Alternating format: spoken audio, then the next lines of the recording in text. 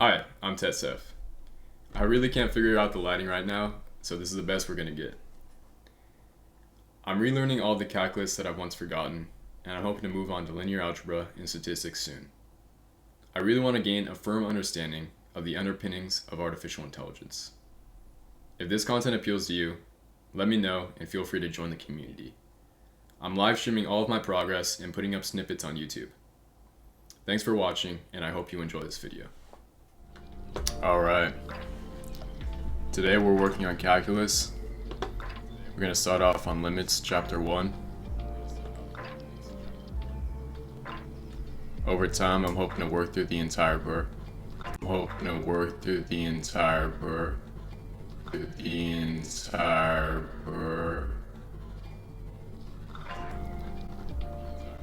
Looks like we got 15 or so, 14 chapters here.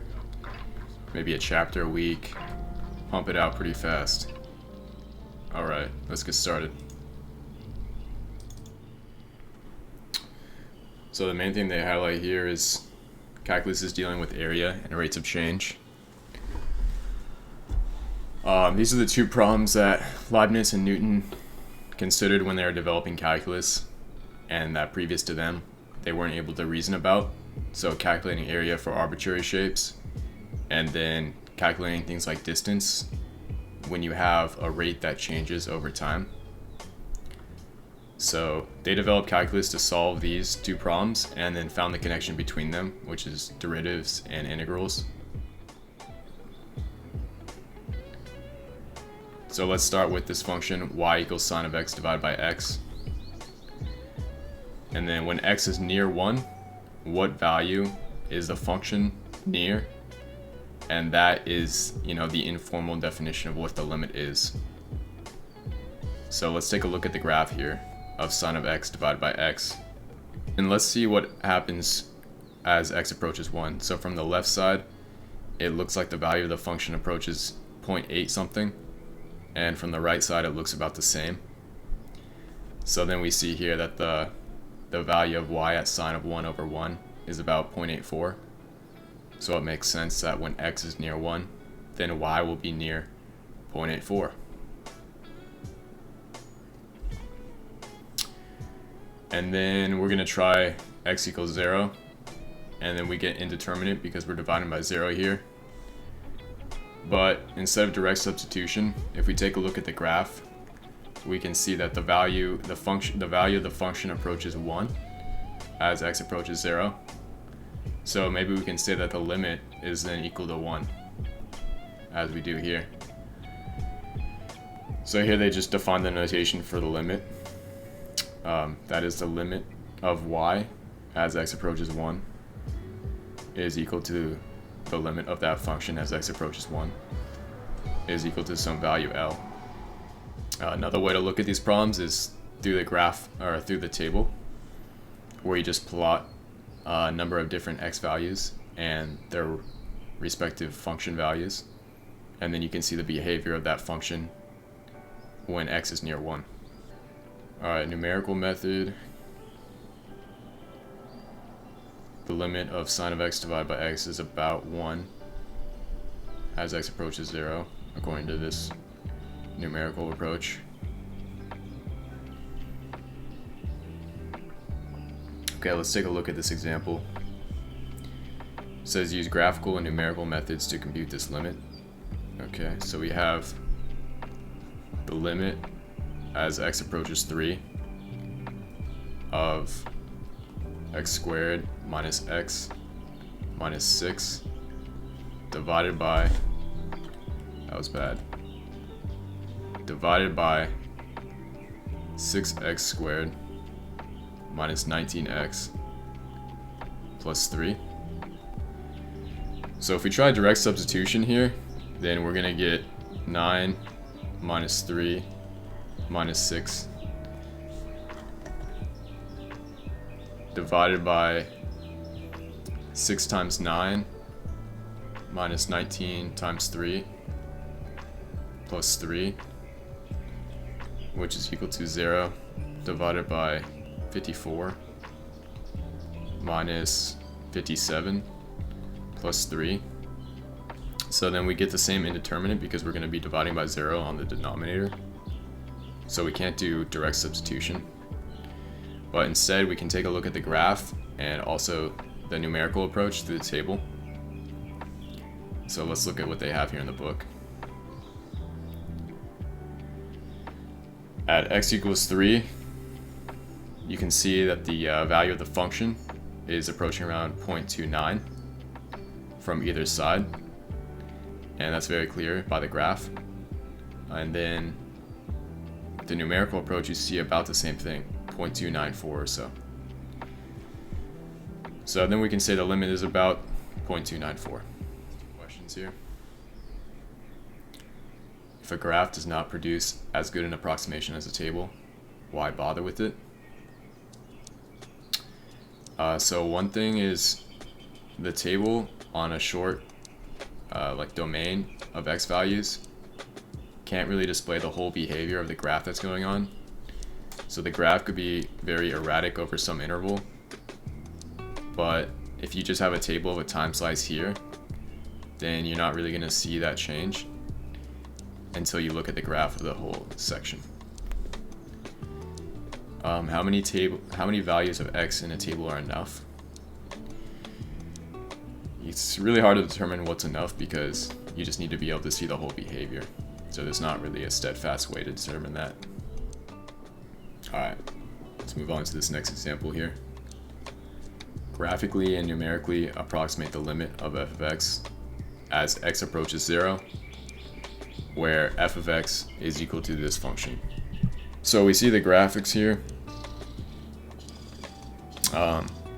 On the left side of the x-axis we have x plus 1, where x is less than 0.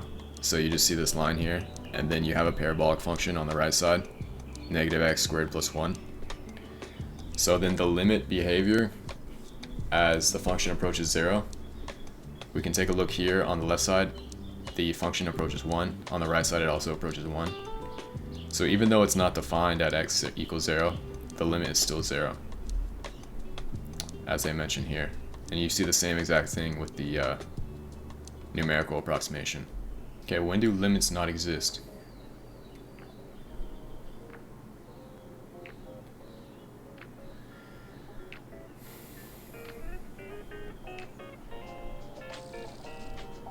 Okay, whenever there's not a number that f of x is approaching, is effectively the same thing. So when does that happen? If the function approaches different values on either side of c, like we see in this graph down here, a different value from the left and from the right.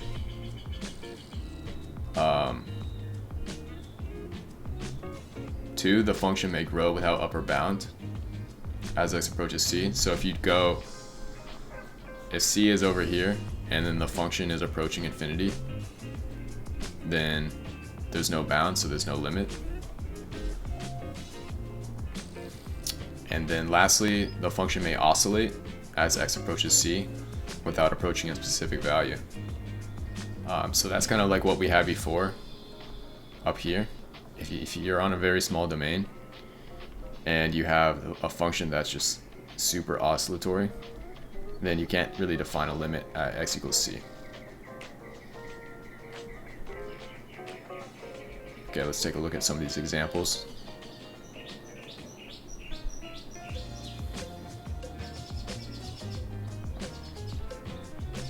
Different values from left and right, as we already said.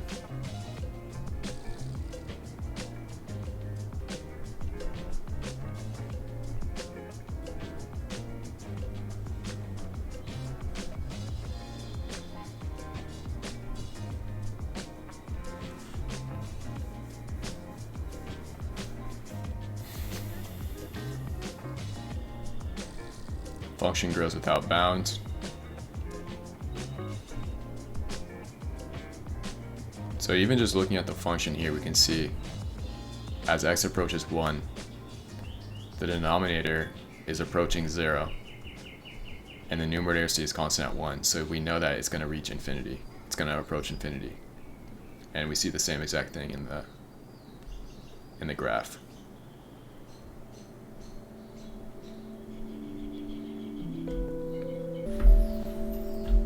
Okay, why does limit as x approaches 0 of sine 1 divided by x not exist?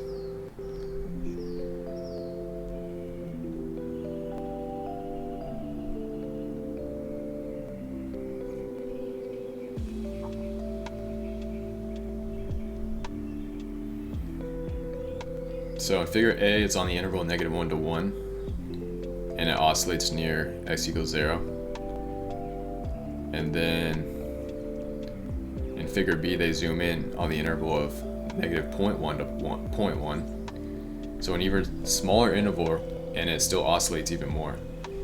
And the idea that they're showing is that the more you zoom in, then the more it continues oscillating.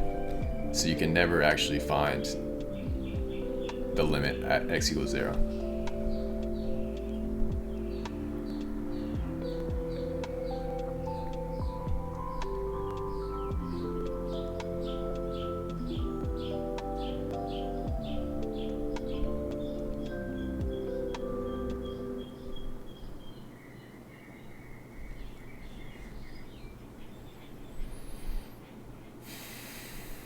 Alright, limits of difference quotients.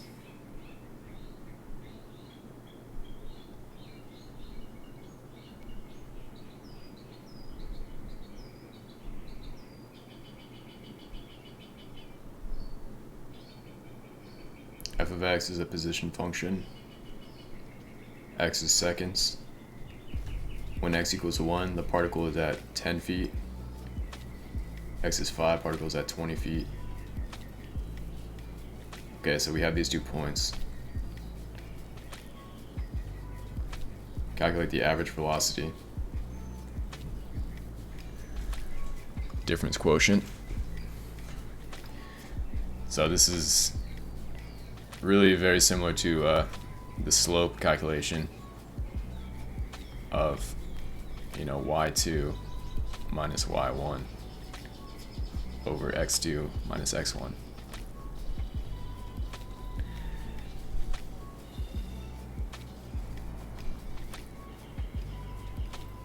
Yeah, the rise over run slopes of lines. Given 2 points on a graph, find the slope of the secant line through these 2 points. So here's a secant line here of these 2 points, and then they're just finding the slope with the rise over run formula, and then they call that the difference quotient.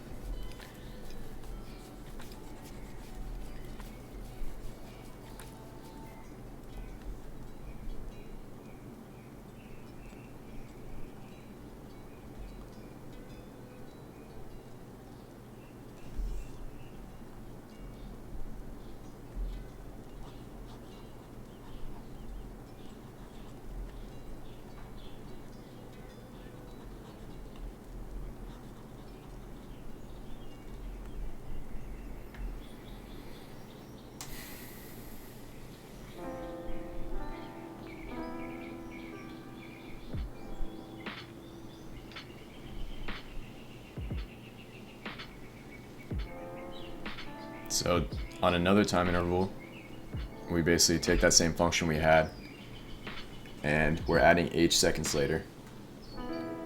So consider the positions at x equals 1 and x equals 1 plus h.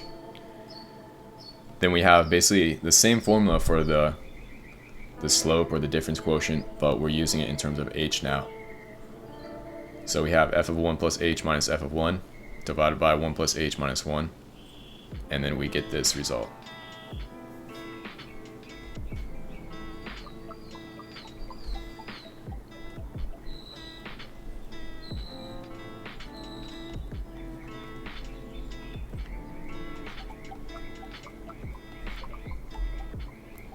So what they're doing here is motivating the idea behind what the limit actually is.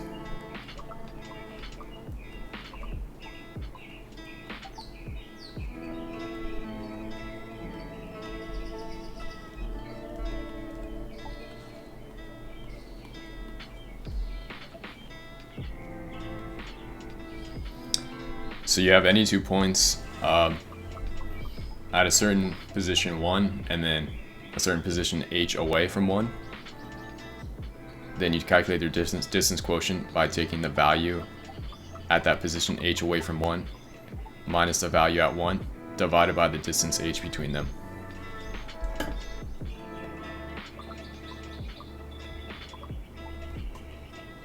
I forgot to title my stream.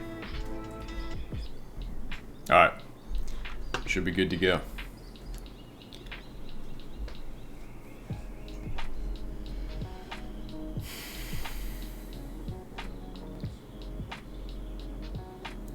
Okay, f of x equals negative 1.5 x squared plus 11.5 x.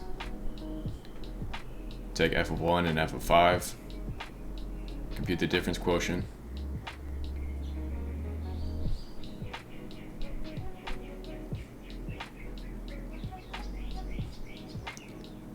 For smaller values of h, we get average velocities over very short time periods, and compute the secant lines over very small intervals.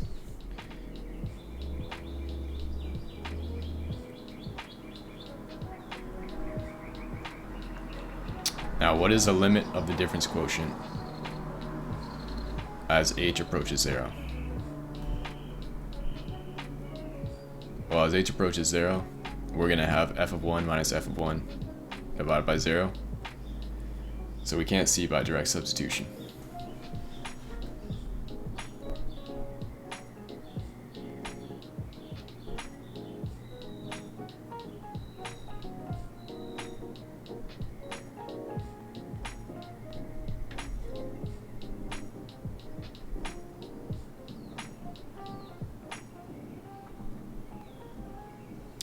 So instead what they do, they decide to make a table of h values and then the value of this difference quotient. And that way they can approximate the limit. So you see as h approaches 0 here, then we get around 8.4, 8.5 of the difference quotient for this function f. So I think now just the exercises are continuing on what we did in this section. More of the informal approach and approximation of limits. And then in the next sections we get to a more formal approach.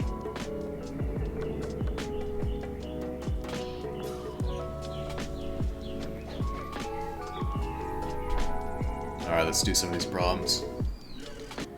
Okay, the limit of f of x as x approaches 3 is the value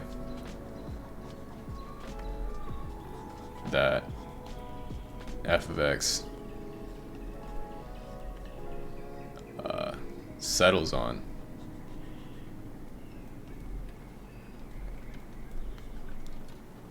as x is near 3.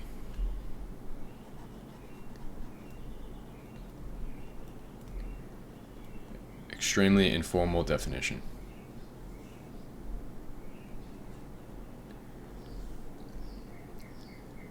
Okay, true or false, the limit of f of x as x approaches 5 is f of 5. False. This is not always the case. As we saw plenty of times, sometimes direct substitution does not work because you get an indeterminate like a 0 in the denominator or something. And yeah, there's a number of different reasons why the limit would not be the same as the direct substitution. Okay, what is the difference quotient? Well, the difference quotient is basically calculating the slope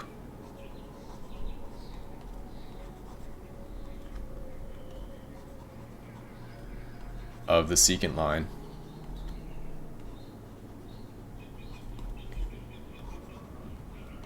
between 2 points. Oops.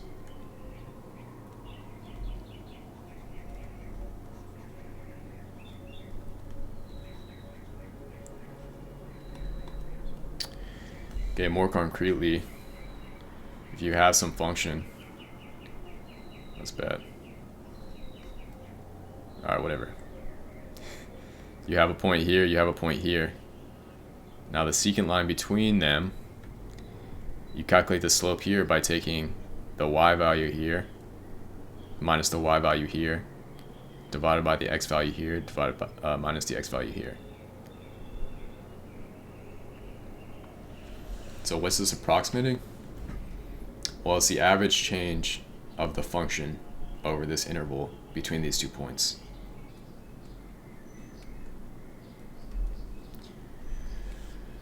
Approximate the limits, both numerically and graphically. I don't really want to graph these, but we can try it numerically.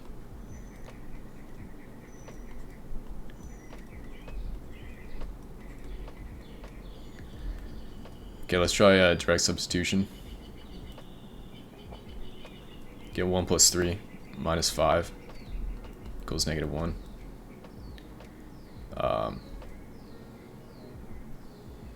Yeah, that's going to be the limit, but just as a more foolproof way, we can take a look at some values here.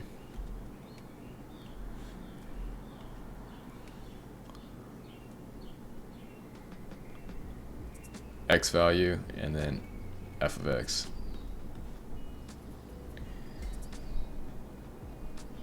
Let's say x is 0, get -5. X is 0.5, we get 1.5 minus 5 is -2.5, -3.5, and then plus 0.25. So maybe around -3.25. 1 hour later. Let's try using Wolfram alpha. Alright, let's try number 9.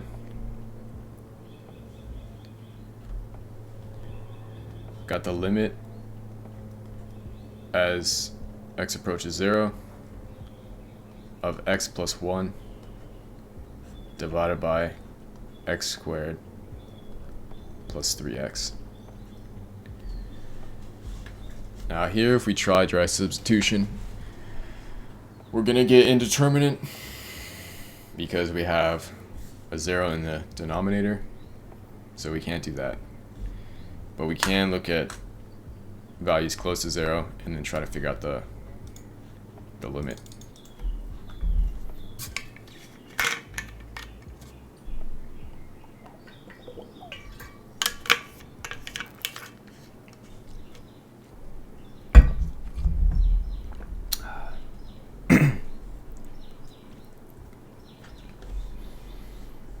Alright, so we got the function plotted here. We're looking at the behavior of this function as x approaches 0. And from the left side here, it looks like the function reaches -infinity, and from the right side it reaches positive infinity. So it looks like the function, the limit doesn't exist actually. But they don't have any numerical table, but that's alright. We see enough from the graph here that the limit's not going to exist at 0. Okay, I'm not going to buy this.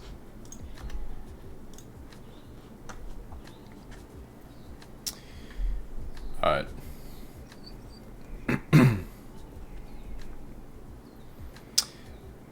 Limit as x approaches -1 of x squared plus 8x plus 7 divided by x squared plus 6x plus 5. Okay, so we have two x squared terms on the numerator and the denominator. At x equals -1, gonna get 1 here, minus 6 plus 5, so we're gonna get indeterminate. So direct substitution won't work. We'll have to go to the numerical approach or the graphical approach. So let's take a look at what Wolfram alpha shows us. So it looks like it does approach a value at x equals -1.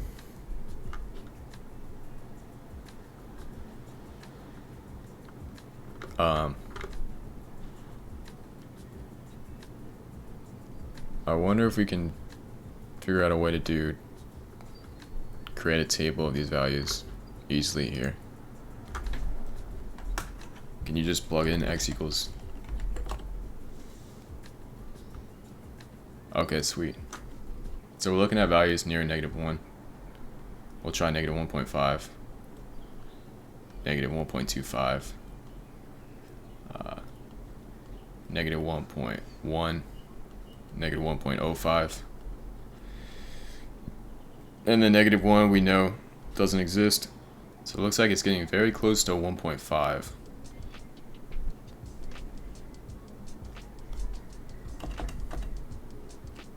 Oh, this should be 0.9. So it's 499, but we're rounding here. So as you see, like on the graph, if you imagine this graph, as x approaches -1, from the left side, it's getting down towards 1.51, and then from the right side, it's increasing towards 1.5. So that's pretty good evidence that the limit is 1.5.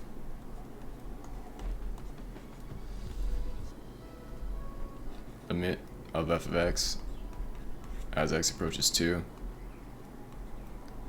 where f of x is equal to x plus 2 for x is less than or equal to 2, and 3x minus 5 for x is greater than 2. So the function is defined at x equals 2, and the value of the function is just 4. But the graph could still be separated at x equals 2. It could be disjoint. So if you try plugging in 2 for this bottom function, then you get 6 minus 5 is 1. So the graph jumps from 4 at 2 to immediately after something like 1. And that's the splitwise function. So quite possibly the limit of this function does not exist as x approaches 2. But let's take a look at the graph. So exactly, so it's split here. So as x approaches 2, the limit does not exist.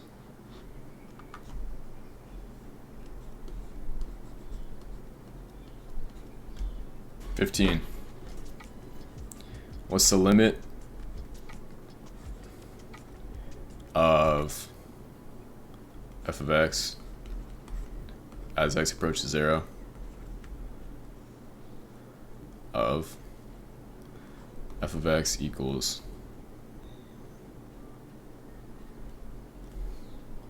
cosine x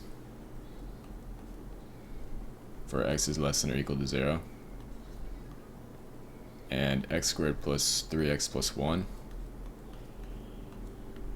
for x is greater than 0.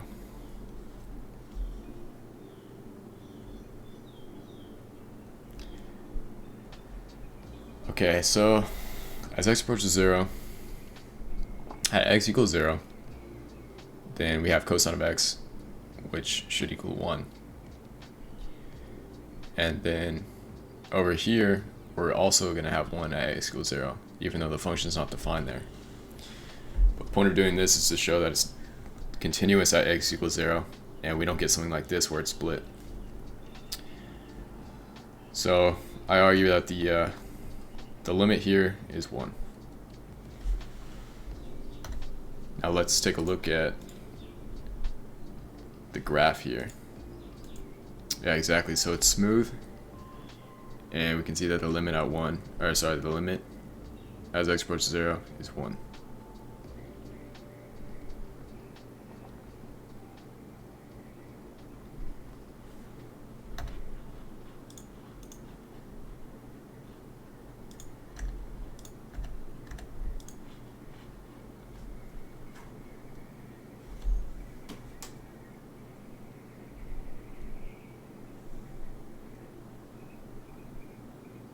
Alright, 17, 38.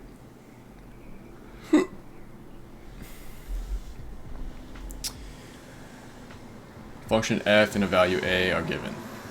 Approximate the limit of the difference quotient using h plus or minus 0.1 and plus or minus 0.01.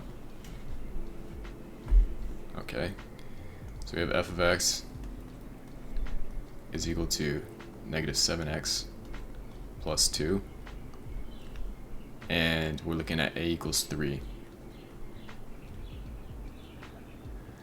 So here we have the difference quotient.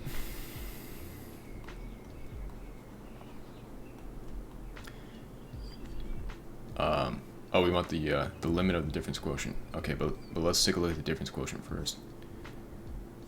F of a plus h minus f of a divided by h is equal to, let me bring this down here, is equal to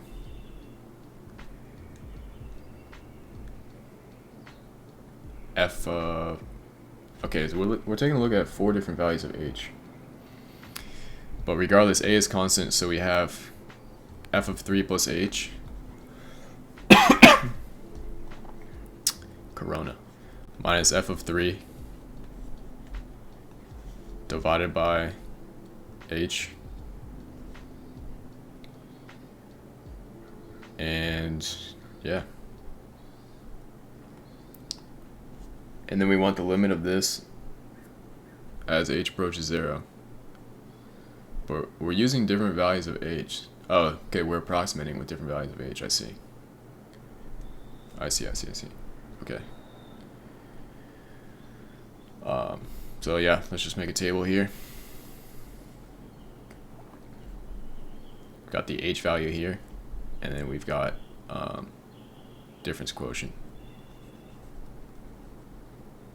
here. I'm just going to plug these into Wolfram Alpha and then write the result down.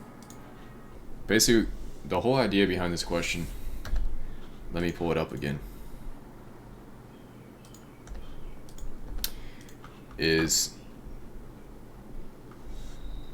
what is the limit of this difference quotient as h approaches 0?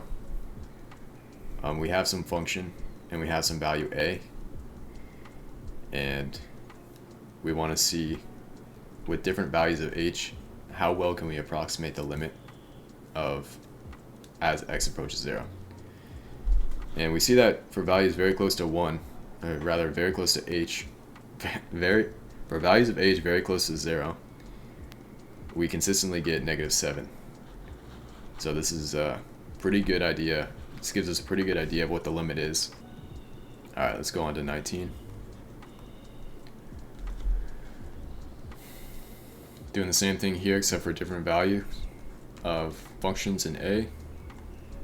So this time f of x equals x squared plus 3x minus 7, and a equals 1. So same difference quotient, which means what we're trying to approximate is at limit as h approaches 0 of f of a plus h minus f of a divided by h. So what can we start out with here? We've got f of x and we know a equals 1. So what we want is this table here of h, and then f of 1 plus h minus f of 1 divided by h. So let's calculate f of 1 first, since we're going to be using that for each problem. So we get 1 plus 3 is 4 minus 7. Looks like -3.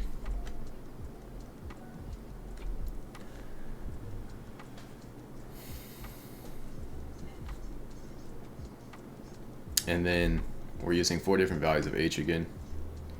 So you see the trend here in the hundreds place. We're getting very close to 5, and then once you pass h equals 0, you get on the other side of 5, and then we're predicting that this should be 5.1.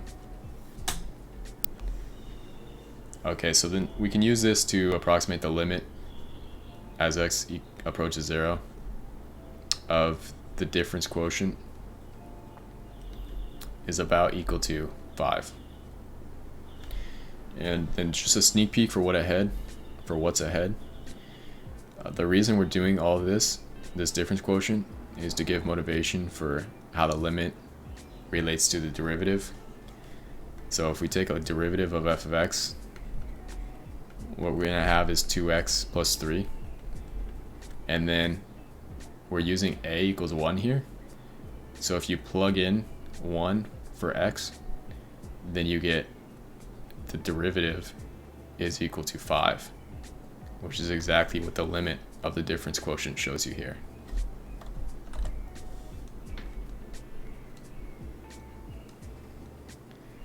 Alright, we're on to 21, I believe.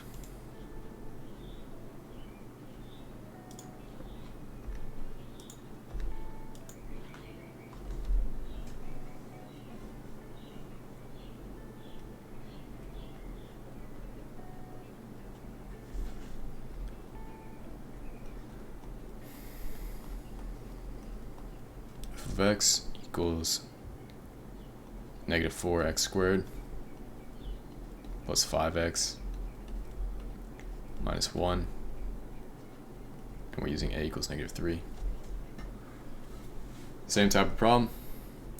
We want to approximate the limit as h approaches 0 of f of a plus h minus f of a divided by h, difference quotient. Okay, so looks like we got a parabola. It could get interesting. Yeah, divided by 0.1 is 28.6. Alright, so got the same kind of approach as the last problem here. We're on either side, we're approaching a certain value L for the limit. Here it happens to be 29. So as h approaches 0, the limit of the difference quotient is equal to 29. Approximately equal to. We haven't proved anything yet. 23, last problem.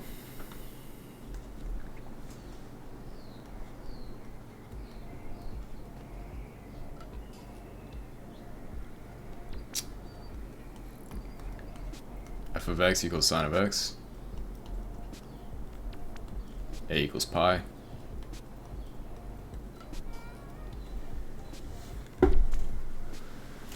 Same deal.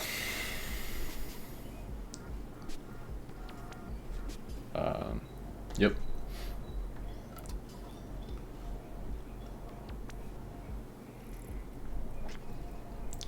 Now we got f of a plus h, but here a is pi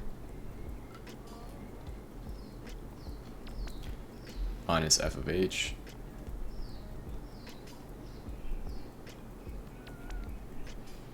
divided by h.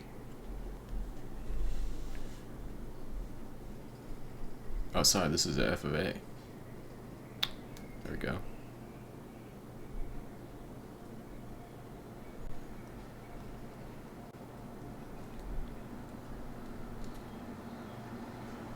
Yeah.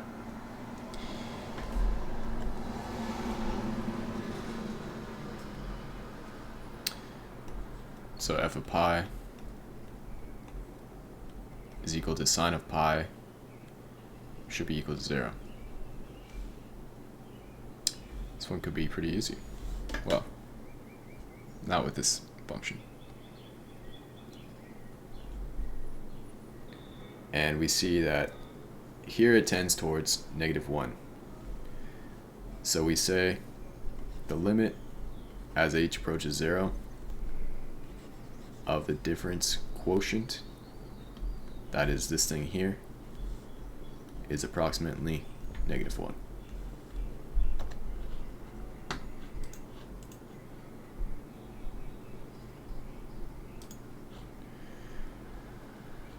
All right, that is it for section 1.